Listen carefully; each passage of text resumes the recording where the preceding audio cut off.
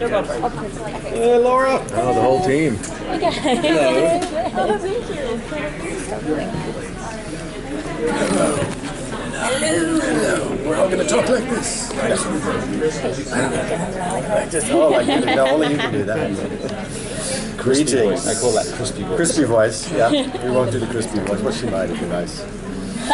So what secrets can you reveal? Oh. What can you tell us that you're not supposed to tell us? Well. That's a very good way to ask a question like that. I'm trying to think if there's one tidbit I can really let out. We promise we won't tell us all. You oh really? Yeah. Let's see. Okay, in a really shocking reveal. I can't believe I'm going to admit this. Okay, you get to the end of the season, and suddenly you zoom in on Isaac's face. And he jolts away. And then you pull out, and he's in a high school auditorium. It's a very bad production of The Crucible. Oh, thank God, it was a dream. That was all fake. It was all a dream. I did not live that. Were you like hiding? It was all a dream. It could be good. Season 4. Next question. Yeah, wrap it up. Exactly. Very good.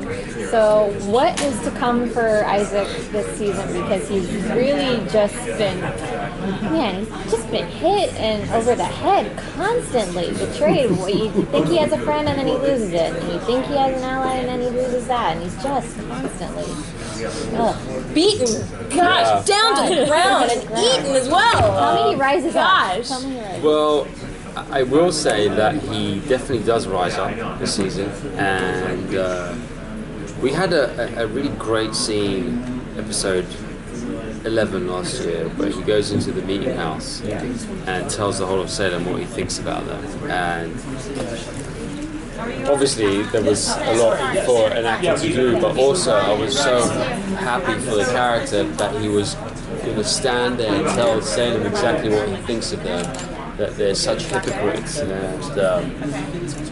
and having that process, having him experience that process, I really feel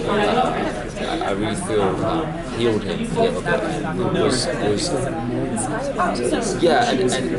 And got him to a place where he could actually think for himself, and maybe his hands weren't shaking as much as they used to, and he uses that to really go through follow his gut this season, and speak when he would have thought twice about speaking before, and he gets to a point where he actually has the ears of all the people that used to mock him in the street, and thanks to Adam and Brannon, it's a real flip for this character. So it was very scary as a performer to get into it, but it's a real treat. So we're going to see something that we definitely haven't seen before from Isaac this year. That's great. I think it's really head-to-head with Percy, because Dolly, and then Isaac has become the true savior. Are we going to see kind of a battle between the two? Because I know you have to fight all the witches. On many levels. Yeah, and that was really intense. Yeah. It's interesting, because they would. As we were saying before, this is a character who's gone from being literally possessed to becoming self-possessed, to gaining in season 3 some power, but also some shades in soul and emotion that we've never seen before. Well, she finds love, and she finds in the weirdest way.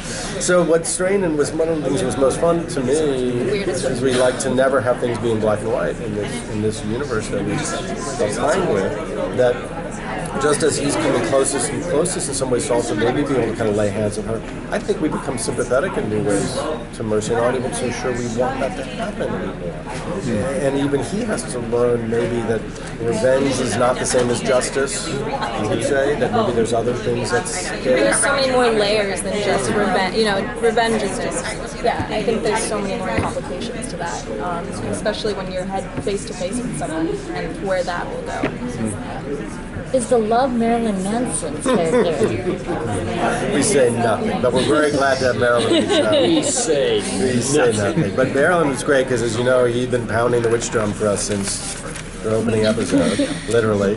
And he's great at the image I got to share with you. Who could have dreamed of having such a great? It's so perfect. And it's so good. And then when he said that he wanted to actually be part of the show, we invented this whole character for him that we wanted to have since season 1 and never were able to do, of a barber surgeon, which is, and get into this whole world of medicine and magic. And he said, yeah, I really want to do that. So that first time you were there that way because you were filming, I think, just you were shooting.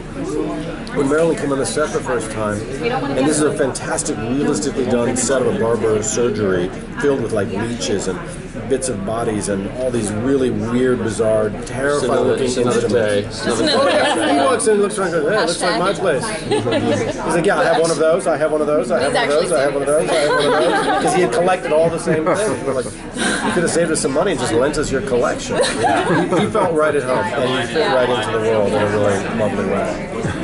Well, the theme will be the witches and humans versus the devil. And do we see Mercy joining the witches' side because she is a witch? She's actually, no, she's a witch, but she's actually on the outskirts. She's on her own side. And she's on her own side. She is very selfish. Like, she's a very individualistic person, and so she's just gaining power for herself. What did you say about Mercy? That she went from being possessed to self-possessed. Yeah, but and she starts to envision that she might have a different kind of life. I mean, the thing I want to say about this idea of the witches versus the devil is, look, we get, me, Brandon, everybody who worked in the show, that witches were not servants of the devil. There were witches, but that they were tied to other religions and other beliefs. And we tell that story finally in season 3. We tell the story of how the Essex witches, who really were pagans, who went back hundreds, thousands of years in their worship and their belief, ended up getting so sick of being murdered by the Judeo-Christian powers that be and others, that they finally said, okay, to heck with it, and made a deal with the devil to get revenge. And that then when they do, they find the consequences are not to their liking. But surprise, surprise, the devil isn't going to deliver the re-greening of the earth that they dreamt of. And that it's only they who may have a chance of stopping them. And they realize it's the devil who's going to bring everything they actually hate, even more so. Yeah. And that's the funnest part to me, intellectually certainly, about the show. Because also we've been waiting 3 years to say to people out there in the world, yes, we know we are not demonizing witches. Stick with us, understand the history we're playing with, and we're really drawing on a great lot of tradition about what witchcraft was and meant. I think that's a great way to end that. Okay. Thanks, guys. Thank you so much, guys.